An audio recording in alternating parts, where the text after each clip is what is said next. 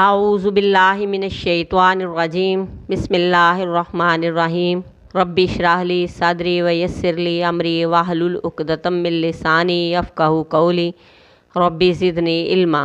سورہ بقرہ کی آیت نمبر 185۔ شہر رمضان، مہینہ رمضان کا۔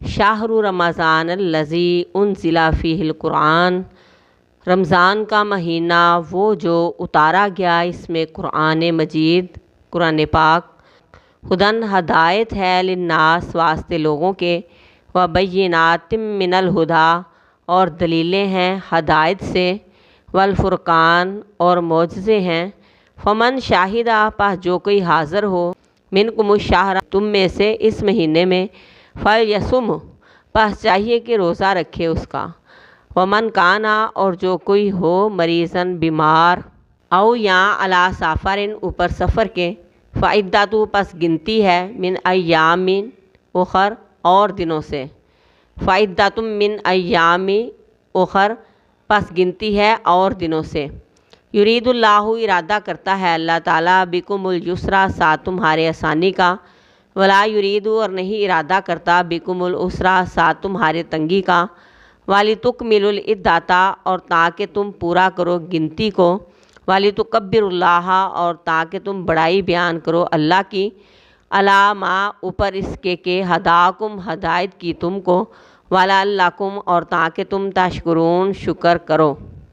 رمضان کا مہینہ وہ مہینہ ہے جس میں قرآن نازل کیا گیا۔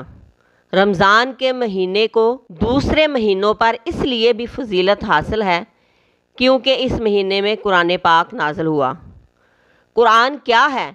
یہ اللہ تبارک و تعالیٰ کا انعام ہے، تحفہ ہے، رحمت ہے، تمام انسانوں کے لیے ہدایت کا ذریعہ ہے۔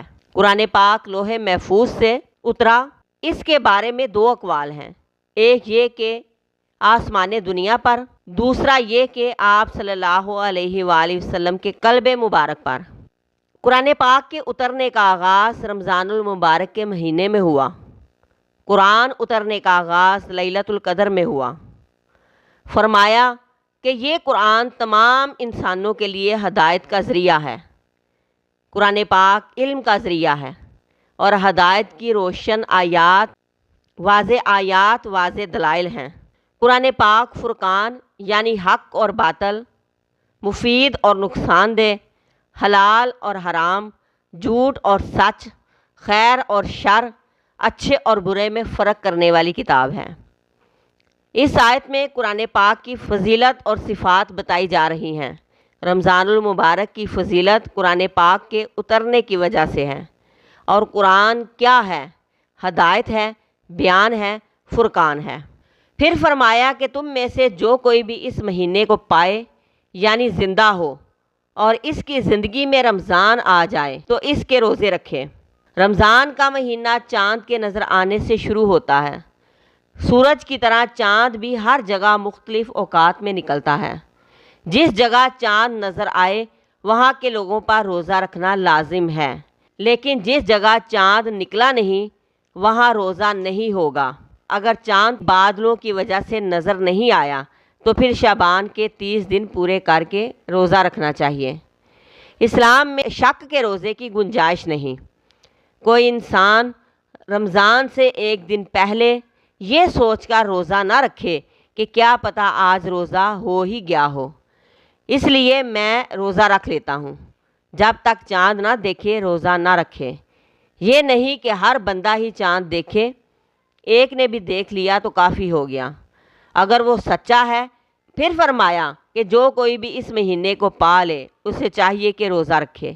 پس جو کوئی بیمار ہو یا سفر میں ہو تو دوسرے دنوں سے گنتی پوری کریں۔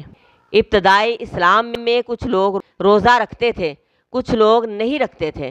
جو نہیں رکھتے تھے وہ فدیہ دیتے تھے، لیکن اس آیت میں روزہ لازم قرار دے دیا گیا۔ جو پائے اس مہینے کو وہ لازماً روزہ رکھے، لیکن ایک رعایت دے دی گئی کہ جو بیمار ہے یا سفر میں ہے تو وہ دوسرے دنوں میں تعداد پوری کرے۔ اور فرمایا کہ اللہ تمہارے لیے آسانی چاہتا ہے، تنگی نہیں چاہتا۔ جہاں اللہ تبارک و تعالیٰ نے کسی معاملے میں آسانی دی، سہولت دی، رخصت دی تو اس سے فائدہ اٹھانا اتنا ہی ثواب کا کام ہے جتنا اللہ تبارک و تعالیٰ کے حکم پر عمل کرنا ثواب کا کام ہے۔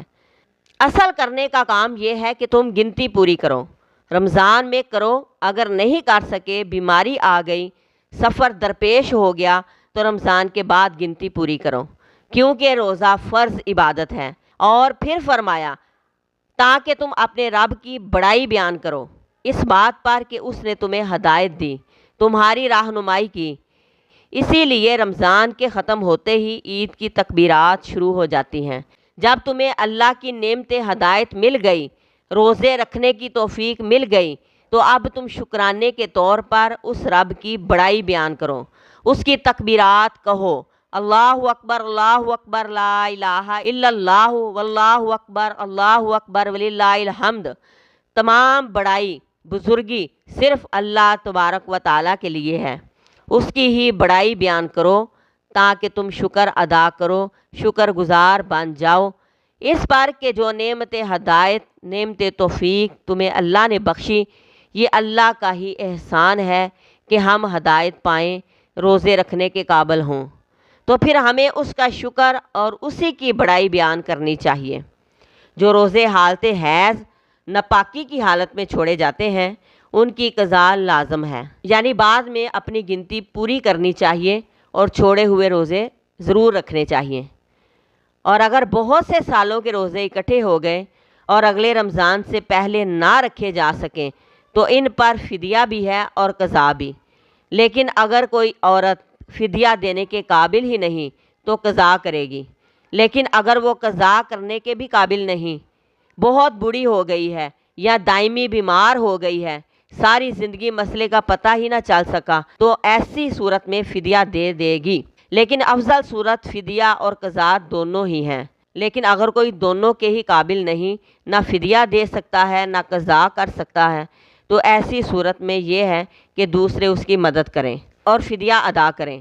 اگر کوئی شخص فوت ہو جائے اور اس کے روزے رہتے ہوں تو اس کے وارث رکھیں، لیکن اگر وہ نہیں رکھتے تو اس میت کے ترکے یعنی وراثت میں سے پہلے فدیہ ادا کیا جائے، پھر مال کو آپس میں تقسیم کیا جائے۔ روزہ بھی ایک فرض عبادت ہے، لہٰذا اس کا پورا کرنا ہر صورت ضروری ہے۔